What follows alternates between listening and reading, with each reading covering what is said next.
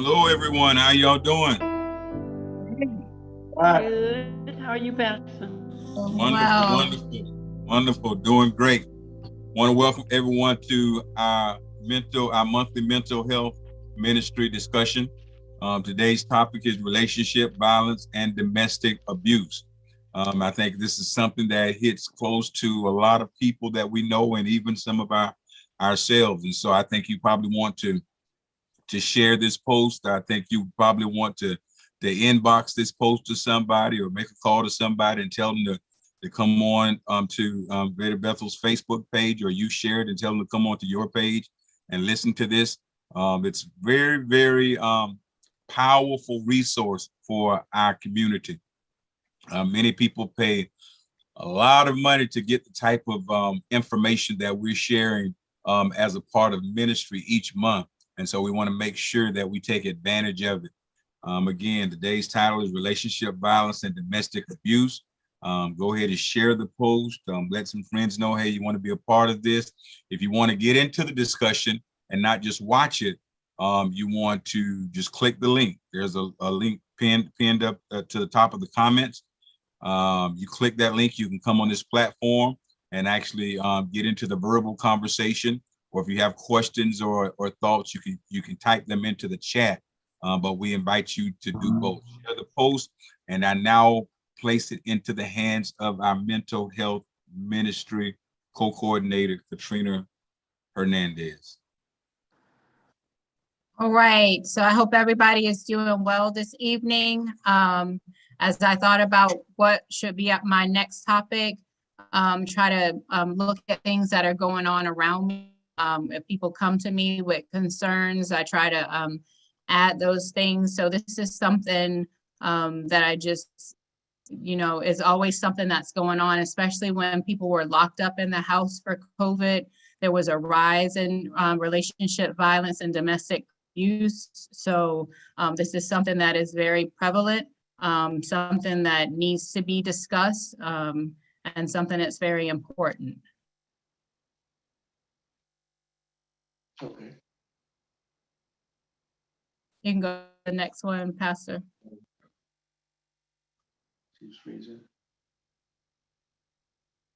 Can you guys hear me? I have a really unstable connection. We are not at home. I hear you. So, okay. All right, so different types of abuse are physical abuse, which is most noticeable. We can see bruises, can see scratches, that's from hitting, punching, biting, things like that. There's emotional abuse when a person is being called names or being put in order to lower that person's self-esteem. There's neglect when a person is denied the basic needs like food, water, medical attention, education, adequate supervision and shelter. And then there's sexual abuse where there's unwanted sexual activity, usually when the abuser is forced or manipulated or taken advantage and without giving their consent.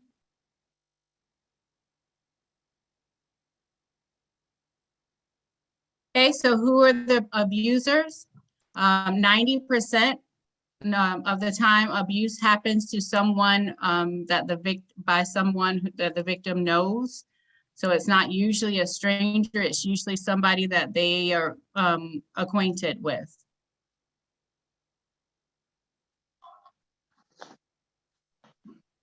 Okay, so unhealthy and healthy relationships. So some characteristics of healthy relationships are moving at a comfortable pace, trust and honesty, two-way communication where no one person is dominating. Yeah. Are you guys able to hear me? Okay. Yes. Independence. So each person has their own life. So one person is not telling the other person what they should be doing, what they should not be doing. Respect for one another, equality within the relationship, not being one-sided, and then compassion and loyalty. So some characteristics of unhealthy relationships are intensity and jealousy. The other person is having no time for themselves. That one person is always at them, after them. Manipulation, where they're controlling you through their words and actions. If they're isolating you from your family and friends, not allowing you to have friends, not allowing you to go out unless they go out with you. Sabotage, for example, breaking a computer before an online test, knowing that you needed that computer. Belittling, like name calling to lower self-esteem. Guilting or volatility, so making you feel responsible for how they feel or them having violent behaviors towards you. And then betrayal, like lying and cheating. So I see people, these ones that's called unhealthy relationships. Mm-hmm. I see people that are constantly in relationships like this. I mean, long term, and it's actually been normalized to where Yes. you even see people that are not necessarily married, but in dating relationships. But many of these things that you're talking about are actually normalized. They don't see as abnormal in relationships. Absolutely. Absolutely. And so that's what kind of makes it a cycle of abuse. We'll talk about that later on, where the cycle just kind of continues because we've normalized that. So we see our mom do it, our dads do it. So we feel like that's what we're supposed to do in relationships. So absolutely, Pastor. But this is Aldo Thompson. Why don't I have been in an abusive relationship, but I've learned from it. I've learned. But why don't we walk away? That's my question. Why it's easier said than done. Yeah. So. Oh. Is she break? I'm sorry, go ahead. Can you repeat that? Yeah, she just said, why don't people just walk away? Yeah, so when you have somebody manipulating you and making you feel like you're responsible for them, like a lot of games that are played too, or if you leave me, I'm gonna hurt myself. Or if you do this, I'm gonna hurt you. So there's lots of layers, not just, I can just get up and leave. Like I'm sure we've all maybe seen her when she like running for her life, grab her kids, nothing else on a bus, still get caught to take back home. So it's easier said than done, I think. But when you're in manipulative situations, it's just not hard to just pick up. And then if they don't have the resources, we'll talk about this too. Maybe they don't have money to leave and they don't have anywhere to go. And that person who's in the other side of that relationship knows that, and they use that as a part of manipulation. Yes, I guess if you've isolated somebody, and then all any other resources you cut off for however whatever length of time, you've isolated that person, and so they probably don't even feel comfortable reaching out to someone else for assistance because you kind of cut them off from family and other sources of support. Absolutely. And they do that purposely. Like the people in these relationships know exactly how to control someone. And when you are able to isolate and cut them off and they don't have anybody to talk to and say, hey, this is not normal, then they think this is normal. This is what we do. This is just how it is. So the people who instigate these type of relationships know exactly what they're doing. Yes, I would attest to that. Because when I was in my 20s, I was married, and all of what you said about unhealthy relationship was happening, I was even cut off from my mom and my dad. I had no place to go when the physical abuse started. When some of the other abuse started, I had no one to turn to. So I know what you're talking about. This is why I speak to young women about the same identical thing when I see it. Right now, I'm speaking to one person because everything here listed is what is in her marriage. But all she's saying, my husband loves me and I'm not going nowhere. Yeah, and that's the part of the manipulation that they, after they do all these things and they come back with gifts, with things, treating you nicely and saying, well, this is love. This is what love looks like, and it's not. And you know what? When she was really going to leave him one time, he threw himself down on the ground crying and saying he's going to kill himself. I tell him, excuse me. I tell him, get up, get your behind up off the ground. You're not going to kill yourself. But she said, oh, I don't want him to kill himself, so I'm going to stay with him. I know it's happening all over again. Get rid of I wish and that's the cycle. That's the cycle. Yes. I wish she was on this program listening tonight. Yeah, you'll have to share it. You'll have to share it. So relationship abuse is when one person in the relationship tries to dominate over or control the other person. It could be emotional, physical, or sexual abuse. These behaviors are red flags and need to be reported by friends, families, or other agencies to help. And so, like we said, the isolation keeps them from letting other people see those red flags. So just keep that in mind. All right, so a growing trend in relationship abuse is stalking and harassment. So stalking and harassment can happen between strangers or in relationships where the abusive partner or ex demands your time even after you make it clear you do not want any contact. So they'll make unwanted visits to your house, voice messages, text messages, emails. They follow you. Some people have installed GPS trackers under cars, inside cars to stalk people without knowledge or consent, checking up on you constantly, embarrassing you in public, and refusing to leave when asked to leave.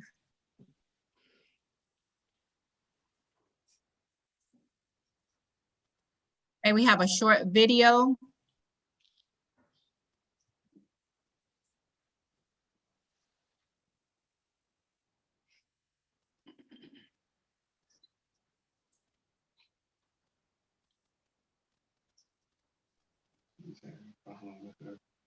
Communication.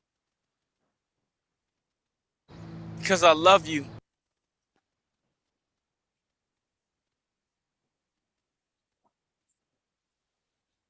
Okay, Pastor, we can't see it. Get it.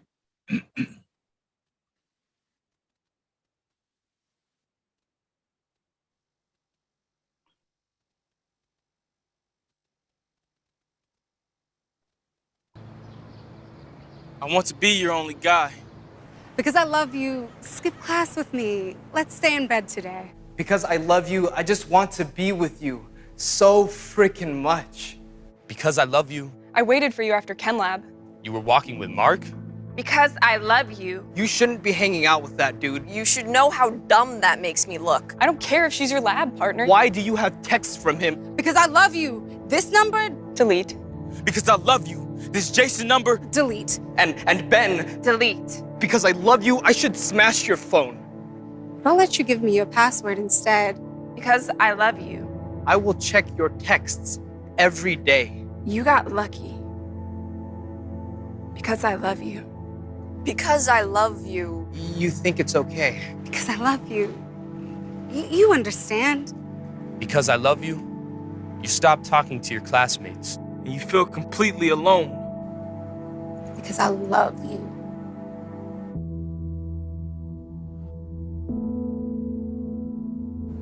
That's not love.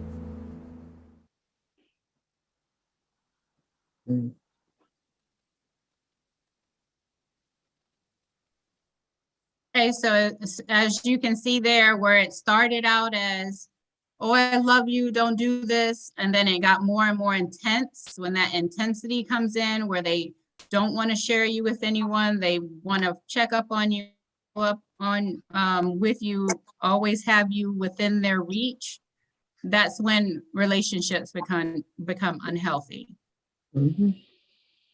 Okay, so other facts about relationships, a partner threatens self-harm, like the sister said on the just a little bit ago, or violence if you break up with them. Both, that's really small for me, Ron, Pastor. Both males and females may demonstrate unhealthy or abusive behaviors in relationships. Being involved in unhealthy relationships put people at risk, for drug abuse, okay, risky behavior, and further domestic violence. So in order to avoid relationship abuse, one thing you can do is be sure to set boundaries on how you treat others and how others treat you. So many times victims don't report abuse or abusive behavior. So make sure if you feel like you are in an abusive situation that you are speaking up. When you have people who can help, and getting somebody to help you. Yeah, and I don't know if you have something in there on how to handle it if you're the person trying to assist the person, but it gets frustrating sometimes when it's like when the person kind of agrees with everything that you're saying, and and you kind of put yourself out there. I mean, so many times as a pastor and a minister, you know, I've put myself in situations, you know, being protective and trying to help people out. And when just so many times they just go right back into the situations after you've put, and that's happened a lot. And so it takes a lot on the other side to even say, you know what, let me go and help, because sometimes, you know, when a person is in those situations, you kind of put yourself out there, and then you become the enemy. And then they're mad at you. So you have to kind of be careful. So you have to be kind of careful, and just, I have some resources at the end of the presentation, Peaceful Paths and another couple of places that can help. So you want to be supportive, but you do have to kind of be careful, because then it'll kind of turn back around on you, like, well, you're the one who's coming in and interrupting and what we're doing. So just this is Sister Thompson again. I understand I understand what Pastor is saying, because I was also counseling this couple, and when I spoke with them, they went home, and then they came back and they said, oh, you're trying to break up our marriage. I said, my goodness, my goodness, my goodness. So what Pastor is saying is, yeah, so that's part of the manipulation. They probably went home, whoever the aggressor was saying, you see what this person is doing?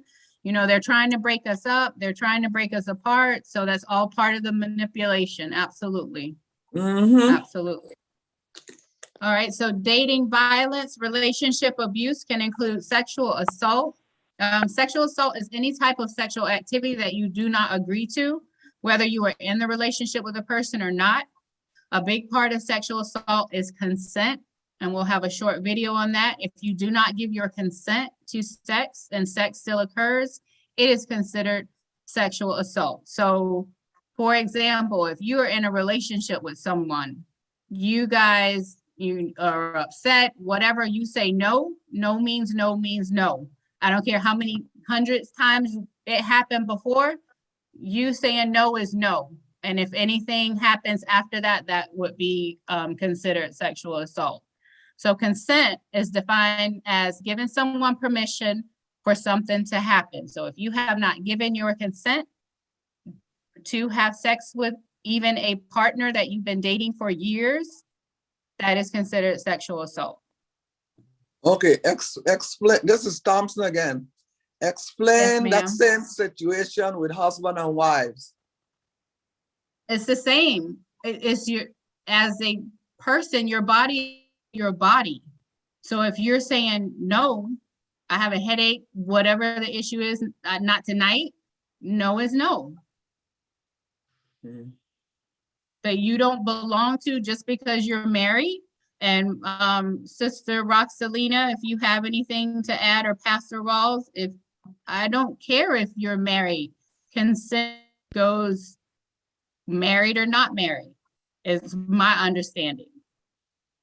I feel that the person should be respectful of you, whether you're married and that's or part not of the married. healthy. And you respect that person for saying what they want and what they need. You should be respectful. And specifically, if you're in a marriage, that you should respect. If that person is saying no, then that's what they mean. They mean no. Being respectful of that person. That's important. Okay. Thank you. Pastor, you have any? Yeah, I think that sometimes the church could actually get in the way of that, because the way some people describe, the way some people look at scripture, and when they look at a husband or wife when they get married, they look at scripture and they see it differently, and they might be putting themselves in a situation where they're breaking the law. They think that they line up with the word of God, and so it's just real important to have some serious communication, because when we think about stuff like this, we just think about, hey, bad people out there trying to do manipulative stuff.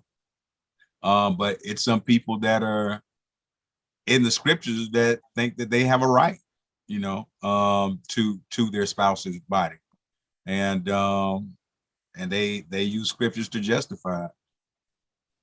And Pastor, what I see there is a form of manipulation, what Katrina was saying, as a form of manipulating that person and trying to get from that person to satisfy your needs, and not to be interested in satisfy your needs and not interested in that other person's needs.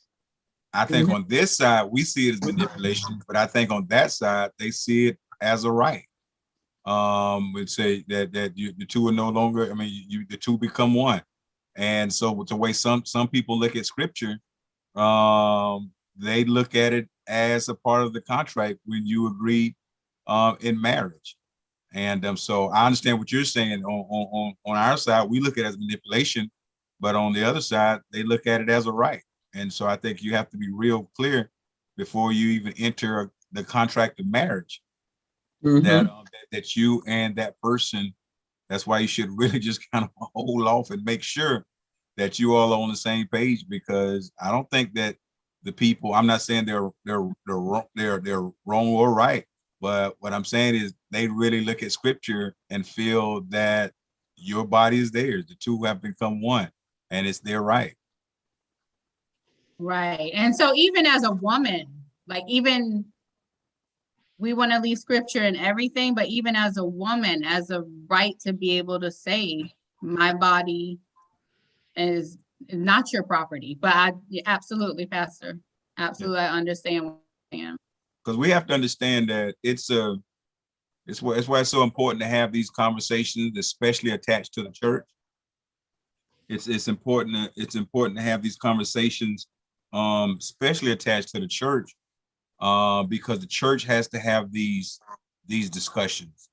The church needs to take the lead in leading these types of discussions, because there's some things that go on in the name of righteousness or the will of God that the church and the world are different. And so there's some things like say when it comes to raising kids, I might, there's some things that I'm like, this new world right here. No, I know how to raise children, and I'm not gonna let them tell me what I can't do, because when my children or now grandchildren, grow up, if they haven't learned this type of discipline and they haven't learned how to function, this world is gonna chew them up. The one that told me not to train them up. And so And so it's just a thin line between, what the world is saying they see and what you think you see in the scripture. And so the way that we get to a point of clarity is just we have these conversations. Some we need to maybe stick to our guns on, and some we may need to say, you know what, like Roxy said, it's that person still needs to be respected, but it doesn't come unless you have the conversations, because people have true biblical convictions about certain things. And I know that's one, about that the wife should not have the right to deny her husband, or I guess vice versa. The spouse should not have the right to deny their spouse. And I think there's one scripture that talks about, during times of menstruation or something like that in the Old Testament, they can do it. But it says, at other times, that shouldn't be done. And so there are people that will use scripture to defend what we're saying is wrong. And the church should take the lead on these kind of discussions. Yeah, and like you said, Pastor, I kind of went back and forth with myself, like, should I be talking about this dating violence, sexual assault in the church? But absolutely, yes, we need to talk about this in the church so that we can have these conversations, so people just can know, as far as, we are leading them, Yeah, we have to. I remember I think it was about 3 or 4 months ago, I was getting gas at a Wawa, and I just saw these two young people going at it. I mean, they were going at it like just short of physical. They were yelling as loud as you can imagine. So my concern was, one, okay, let me slow this down. And two, somebody finna go to jail as loud as they are. And so I go over to the car. I mean, and they are mad and they're going at it. And so I'm like, hey, y'all got to chill. And so I separate the young boy and the young girl. So now that somebody might say, well, you were stupid for even getting involved. But it wasn't gonna end right. And so when I separate them, begin to have conversation, I mean, I'm looking at the boy as I'm talking to him. That joke look like he done fought with some kind of wild tiger or something. I mean, he got old scratches all over him. And then I go talk to the girl. They beat each other. But they don't see. And so I'm trying to talk to them like, this is not healthy. And because they've been doing it for so long, they knew they didn't like it, but they didn't see it being any other kind of way. They thought the physical piece was that's how you defend yourself. That's how you get your point across. I mean, they're literally getting kicked out of the apartment. The boy recently got out of jail and the girl's getting kicked out of the apartment because neighbors complaining about them yelling so much. And I'm like, y'all, this is not what life is supposed to be. And so the church has to take the lead on these discussions, because these are our children. These are our children and our people that's involved in relationships that's normalized what we're calling abuse, and they don't call it abuse. It's just that's how it goes down. And so we gotta be in these discussions, because it's deeply embedded in our community, and not just the children. We got married couples, older couples, that this is just normal. And the church has to have a conversation. Pastor, I totally agree with you. It's, for some, it's a form of communication. Some people communicate with their voice, and others communicate with their fists and their hands. And I know that some years ago, I was in a case study where this young lady, she was the abuser. Evidently, she had grown up, and in her family, the way that they settled disputes or arguments or whatever, the women would abuse the men. If the husband stayed out all night and came in early in the morning, what would happen, she saw her aunt would take and crouch behind the sofa and jump on him and beat him up. And I guess this was something that all the female members did for their husbands. acted towards your husband. This was their way of communicating to them, saying, I don't like what you're doing. So they would take and put a fist to them. So this particular young lady, she grew up in her household and also observed her aunts and the way that they communicated with their husbands.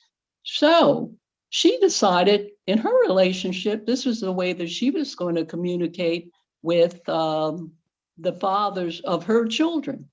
And she eventually got into counseling to find out how she could communicate differently rather than use her fist or her hands or whatever. So what I guess what I'm saying is, some people, that's a form of communication for them. They communicate with their fists or profanity or whatever, and that's normal. That's not something unusual for them. That's their form of communication. And it's also a learned behavior, and that's what continues that cycle of abuse. Absolutely, absolutely, absolutely. And next slide, Pastor.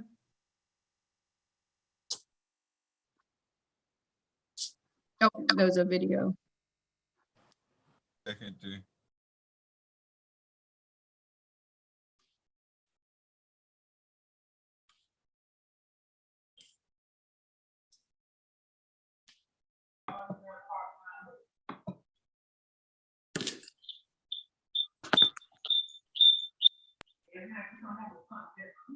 If you're still struggling with consent, just imagine instead of initiating sex, you're making them a cup of tea. You say, hey, would you like a cup of tea? And they go, oh my God, I would love a cup of tea. Thank you. Then you know they want a cup of tea. If you say, hey, would you like a cup of tea? And they're like, I'm not really sure. Then you could make them a cup of tea or not, but be aware they might not drink it. And if they don't drink it, then, and this is the important part, don't make them drink it. Just because you made it doesn't mean you are entitled to watch them drink it. And if they say no thank you, then don't make them tea. At all. Just don't make them tea. Don't make them drink tea. Don't get annoyed at them for not wanting tea. They just don't want tea, okay? They might say, yes, please. That's kind of you. And then when the tea arrives, they actually don't want the tea at all. Sure, that's kind of annoying as you've gone to all the effort of making the tea, but they remain under no obligation to drink the tea. They did want tea, now they don't. Some people change their mind in the time that it takes to boil the kettle, brew the tea, and add the milk. And it's okay for people to change their mind. And you are still not entitled to watch them drink it. And if they're unconscious, don't make them tea. Unconscious people don't want tea. And they can't answer the question, do you want tea? Because they're unconscious. Okay, maybe they were conscious when you asked them if they wanted tea. And they said yes. But in the time it took you to boil the kettle, brew the tea, and add the milk, they are now unconscious. You should just put the tea down. Make sure the unconscious person is safe. And this is the important part again. Don't make them drink the tea. They said yes then, sure, but unconscious people don't want tea. If someone said yes to tea, started drinking it, and then passed out before they'd finished it, don't keep on pouring it down their throat. Take the tea away. Make sure they're safe, because unconscious people don't want tea. Trust me on this. If someone said yes to tea around your house last Saturday, that doesn't mean they want you to make them tea all the time. They don't want you to come around to their place unexpectedly and make them tea and force them to drink it going, but you wanted tea last week. Or to wake up to find you pouring tea down their throat going, but you wanted tea last night. But if you can understand how completely ludicrous it is to force people to have tea when they don't want tea, and you're able to understand when people don't want tea, then how hard is it to understand it when it comes to sex? Whether it's tea or sex, consent is everything. And on that note, I'm going to go make myself a cup of tea.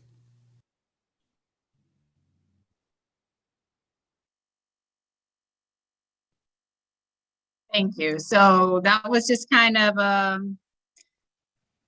haha, using the tea as a metaphor for the sex, but really think about it. You cannot force people. You need to have consent. Okay, so again, that yes, yes, yes. If you say no one time and those 100 times yes, no means no. Okay, so video follow-up conversation, pressuring the other person in the relationship to have sex is unwanted sexual contact and considered sexual assault. It does not matter if you have been in an intimate relationship with this person before. And when they say no, no means no. And then a person can only say yes if they are legally able to do so. So if someone passed out drunk, you guys went out and did whatever you did, and now they're passed out, they cannot give you consent. Although the video was entertaining, it's just a basic way to talk about consent.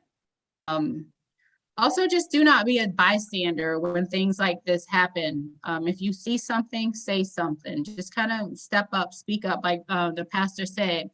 Probably was not smart, might not have been safe, but he obviously was able to speak to these young people and just kind of tell them what they were doing was not healthy.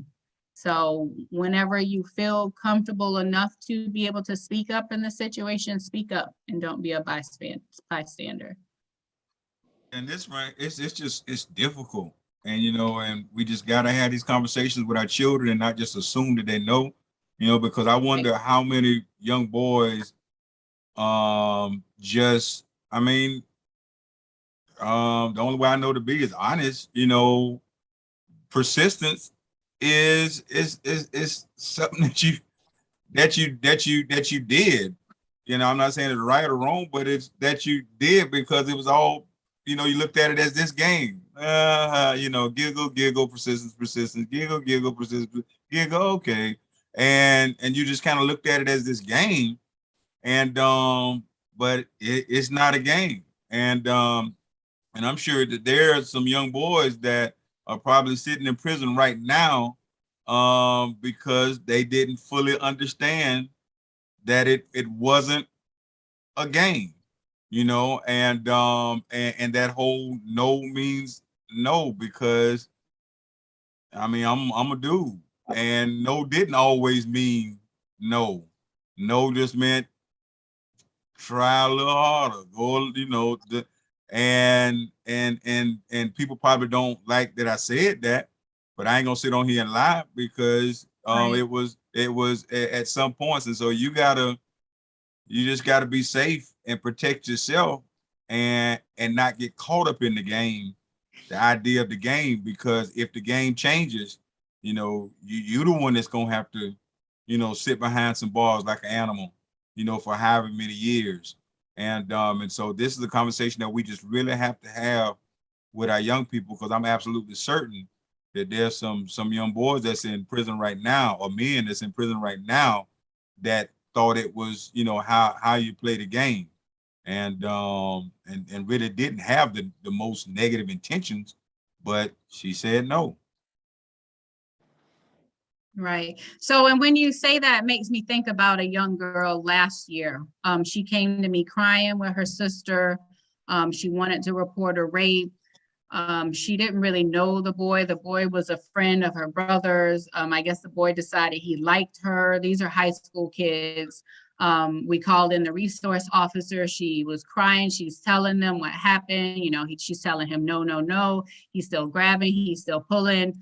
And finally, she just was like, I just gave up so he would do what he was doing and get off of me. And so, you know, they really gave her a hard time about that. And it's really kind of a shame because she felt like she didn't want him on her, but they kept saying, well, what about this? Well, why didn't you do that? And so that's a big reason why the victims don't come forward, is because then people come back and they try to make it like it's your fault or it's that person's fault that this happened. And why didn't you do this? Well, your brother was right in the same house. Why didn't you scream? Why didn't you do this? But she really felt like she said no and he didn't listen, and she just wanted him off of her. So she stopped struggling, let him do whatever he was doing, and then made him go away, which is really sad, like that she had to feel like she had to do that. But I totally understand, because I remember when I was in high school, like it was like, oh, you just playing hard to get is what the guys would think. And a lot of the girls would play that hard to get. So you have to just be able to gauge,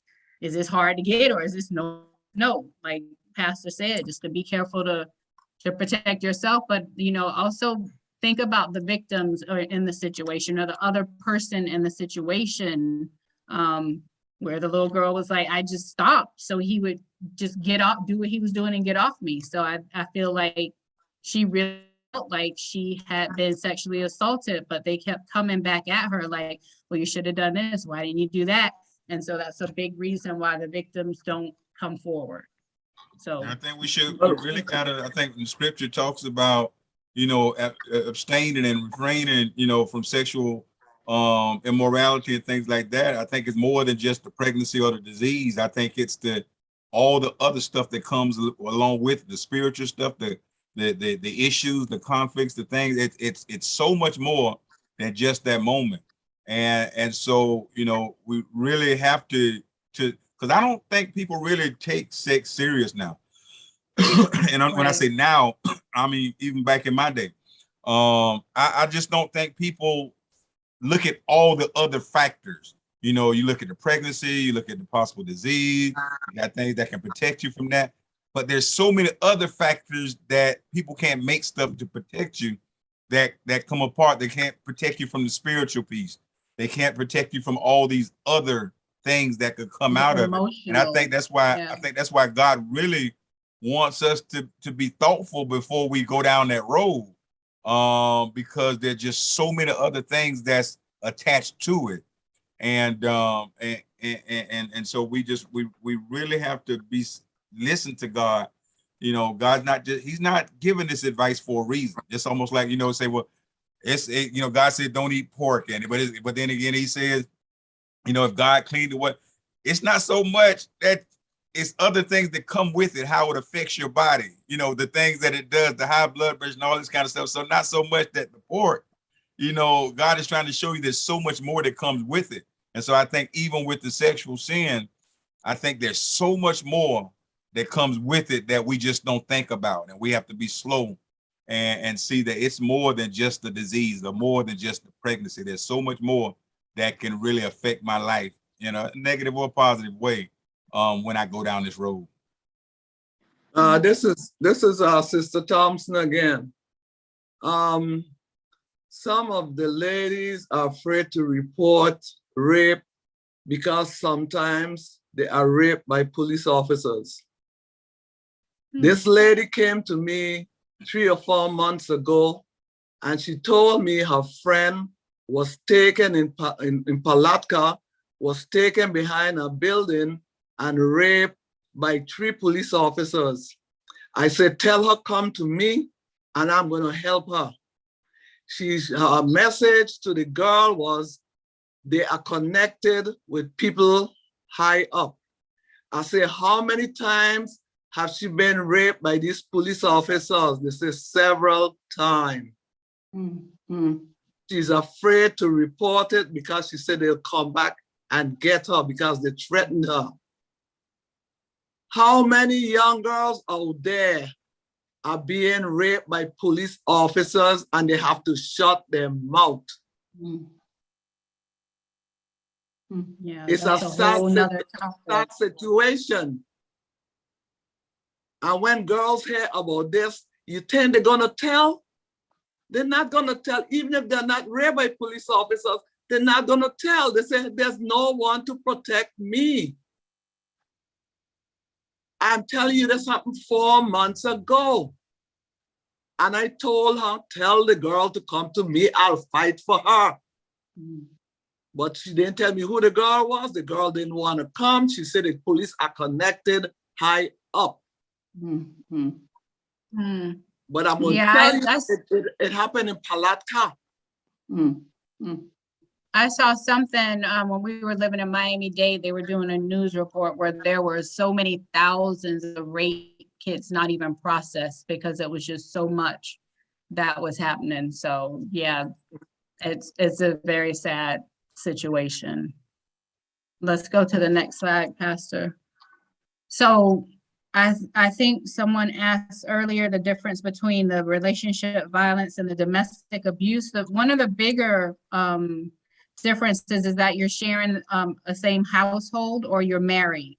So relationship abuse, you're probably just dating, you go home to your own house, but when more of domestic abuse is when you're living in the same household, you sometimes have children, you share bills, mortgage, rent, legal obligations, and that's what makes it more of domestic abuse. Next slide.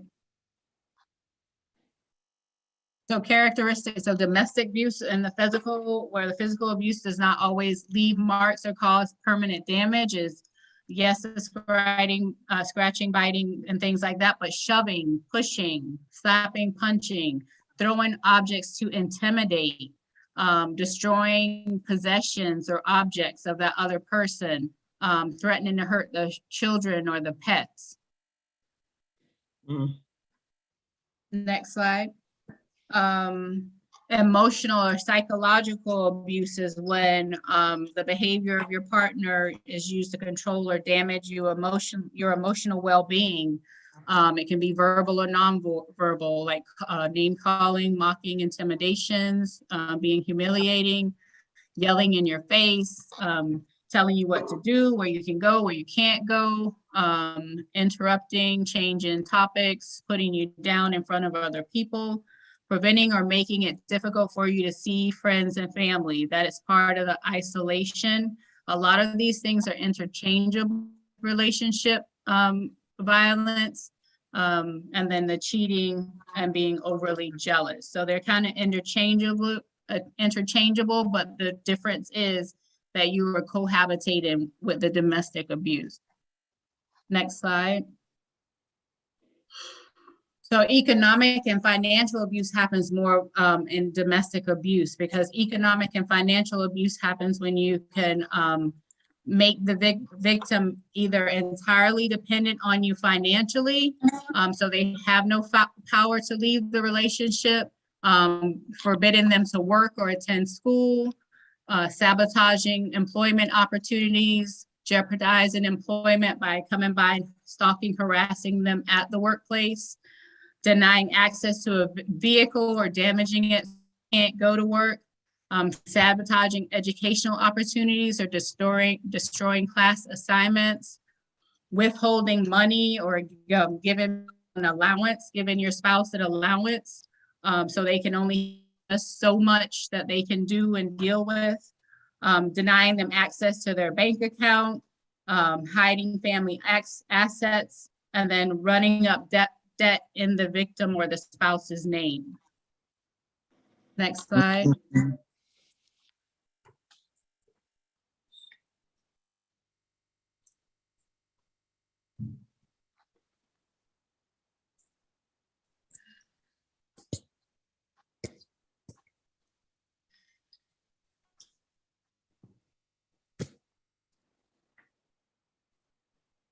Her cries for help and her children thanking police officers. Now a domestic violence survivor is sharing her fear about what will happen once her husband gets out of jail. It's an all too familiar scene in Michigan, with more than 55,000 domestic violence cases being reported in 2019. 67 of those violent attacks resulted in death. Hundreds more victims were left with cuts, bruises, and broken bones. Now this one Metro Detroit mom is talking to our Kimberly Craig about her alleged abuser's low bond and what victims can do if they need help breaking free.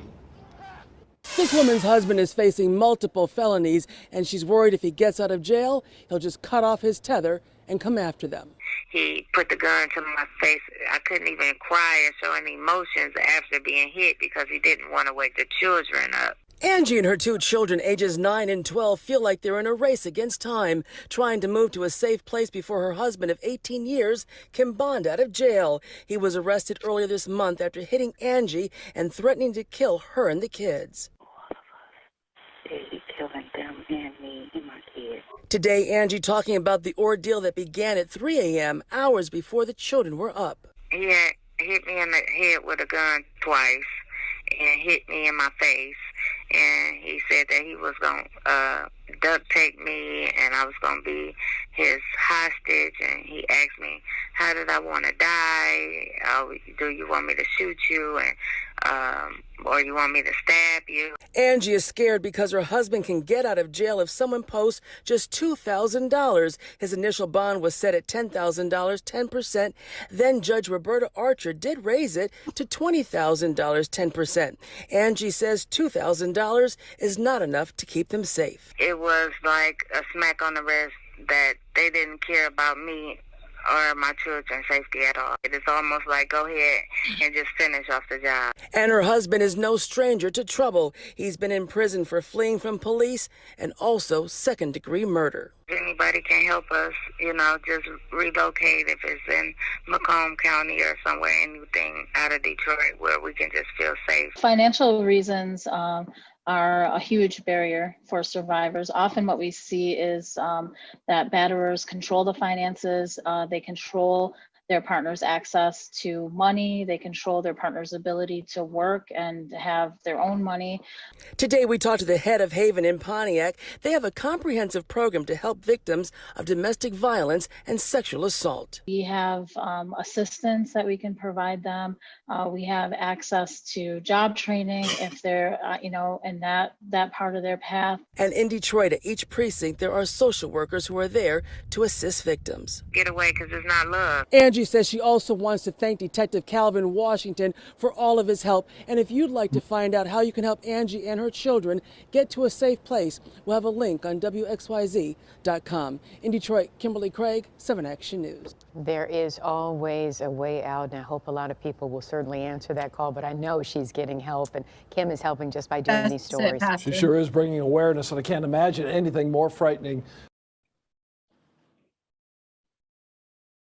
Yeah, so if you see in that video where resources, a lot of times when these people are in these situations, they don't have the resources to just get up and walk away. And so this is where the cycle of abuse begins, never ending. The cycle of abuse is a social theory. It was developed by Lenore Walker, pretty much to describe the cycle and patterns of the calm, violence, and reconciliation. Like you guys are saying, they'll start with all the stuff, but then they go back and reconcile within that abusive relationship because they might not have the resources to go. They don't have anywhere to go. They don't have family. They've been cut off and isolated from their family. So now they don't have those relationships to go back.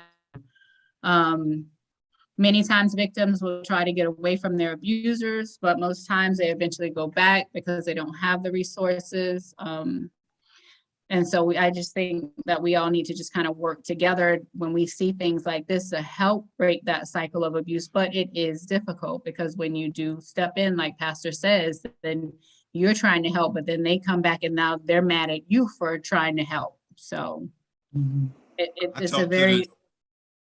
And that situation that I was telling you about, where I pulled a dude to the side after I talked to the girl and went back and talked to him. And I was trying to help him see how dangerous it was. And I was like, man, do you understand you hitting somebody's daughter? I was like, what if you had a daughter and somebody did her like you doing your girlfriend, what would you do? I said, man, if that was my daughter, I said, I would shoot you for doing that to my daughter. Do you understand the danger that you put yourself in? And he said, this is what he said. He said, but Pastor, what do I do? She won't listen. And so honestly, I mean, he was having an honesty. He wasn't yelling at me. He was being respectful to me. But he said, what do I do? She won't listen. And it's people that just don't know how to. I was looking at that one picture where this man was just yelling. It's people that just don't know how to, they think that the raised voice or the violence, it gets the situation under control. And they just don't know how to have those discussions and handle the conflict, and they just escalate it. That's the communication that Sister Roxalina was talking about. That's how they communicate. They need to learn how to communicate, in better ways. And they probably learned that from parents, aunts, uncles. So it's a learned behavior. It's what they see. And so they feel like this is the way we handle this situation. And just, and just to add to that, in terms of the abuser and this aggressive behavior, where did that start? It had to start somewhere in their early life. We talk about bullying. What is that? Is that the start of a person, a young boy or young girl, learning how to take and abuse others? Is it because they've seen this before, or maybe an adult or somebody abused them? So I guess where I'm coming from, what is our responsibility as parents, as grandparents, as a community, where we see this very aggressive behavior or violent behavior in very young boys and girls? Why can we not put a stop to it then, or identify it and work on it? Because these individuals that are doing this domestic violence, they just didn't start doing that. Either they were abused or they saw someone, this was the way that they handled the behavior. So I just feel that there is a huge responsibility for us as adults to, when we see this happening, not to ignore it or say, oh, that's cute, or the person is doing this, there's something more that's happening there. This person persons, they're developing behavior to one day become abusers in domestic situations or whatever. So there is a start.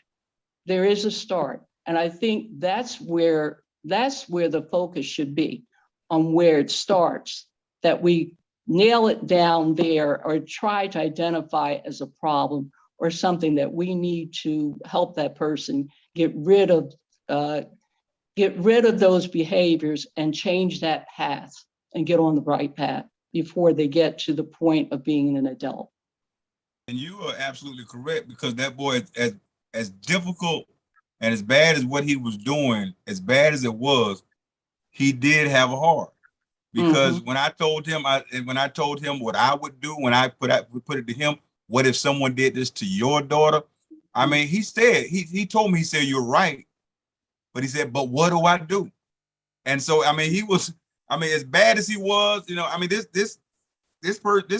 this young boy, I think he was only 23, and he had just finished 5 years in prison. And before that, he was in for like 2 years.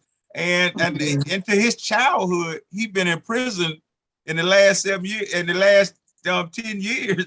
He had been in prison more than he had been out of prison because of a lack of training, a lack of teaching. And for him, as bad as what he was doing, as bad as it was, I mean, he admitted, he was like, you're right, but what do I do? She won't listen. And it's not the fact that she won't listen, but you have to learn how to communicate. But apparently you can't do that on your own. And apparently prison ain't teaching you how to do it. And so that means that prison ain't teaching you how to do it, and you can't do it on your own. Entities like the church has to find a way to step in and make sure that our children are getting that teaching. And if they're not comfortable enough to come to us, maybe we can share these kind of discussions with them, from people that look like them, so that they could listen and say, okay, how do I get that? And so we have a role. We can't just assume that they enforce them to know something that they just don't know. This is Sister Thompson again. I want to agree with Sister Roxy, because I worked with a young man, and after working with him and counseling him, he told me his grandfather abused his grandmother.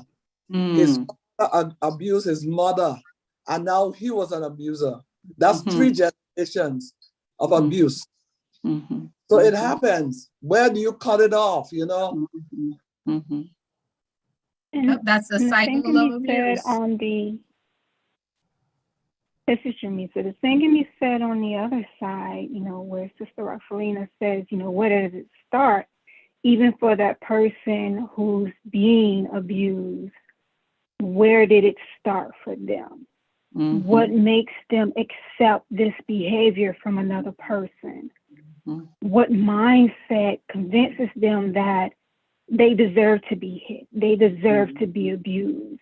Mhm. You know, going back to that self-reflection of, okay, I deserve love, but what love looks like.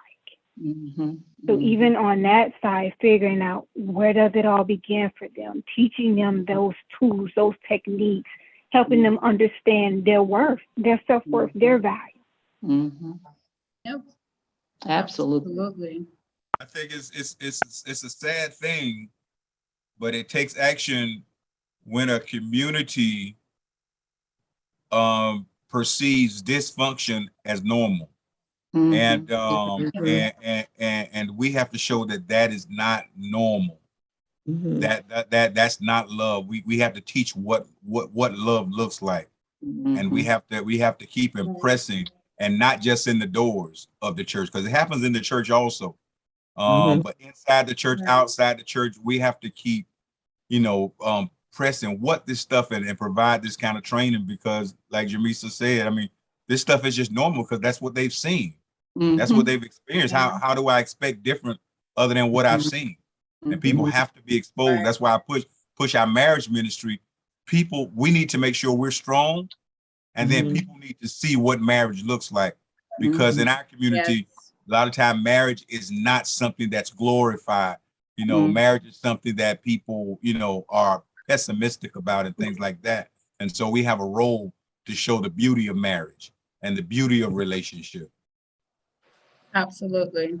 All right, so wrapping up, many things that occur in relationship of violence also is interchangeable with domestic violence. I think just the biggest thing is in domestic violence, they're usually living in the same household or married. If you know anyone who's experienced in relationship violence or domestic abuse, please help them by being supportive and help them with community resources. And then if you are the abuser, please get help. Okay, so some of the community resources in the area of Gainesville, there's a national sexual assault hotline information there. Peaceful Paths is a big one that helps with women trying to get out of abusive relationships. And then there's a Time for Change counseling in Gainesville as well. Next slide. We can go ahead and any other final comments or questions? Go ahead and get those in at this time. Yeah, I was listening to this tonight, but one thing that I've experienced about domestic and counseling and dealing with counseling throughout the church. And one thing that I experienced when you're dealing with somebody that's family that's dealing with some sort of domestic and they come to you, I think where I've seen a lot of things fall short is being honest. And I think that a lot of times when you come and everybody loving on everybody, they're not being honest with one another because of maybe losing friendship with that person, because the truth is what people need. They don't need to be sized up. When one come and say one thing, the other one come and say another thing, and nobody wants to hurt anybody's feelings. But the only way you can get healing is with hurt. Ain't nothing never came without hurt. And I think we have to be honest when we're dealing with these situations with our members and people that we run across. We just have to be honest how much it hurts, because really, if you really friends with somebody and you tell them the truth and they fall out with you, where I'm at in my life, they really weren't your friend, because friends can accept the truth. They just can't accept that foolery and that trickery. Don't tell me what I want to hear. Be honest with me. And that's what I can work on, honesty.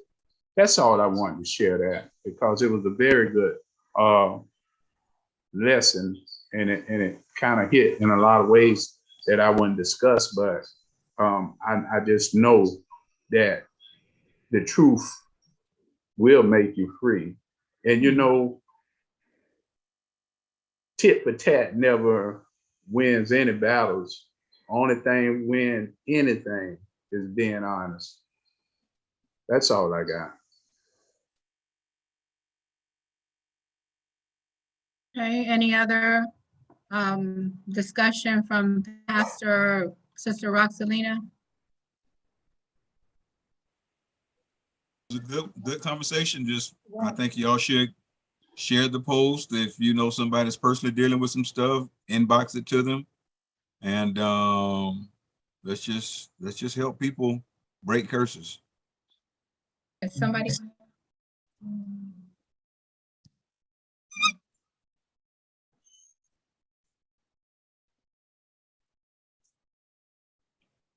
All right, you finished, Trina?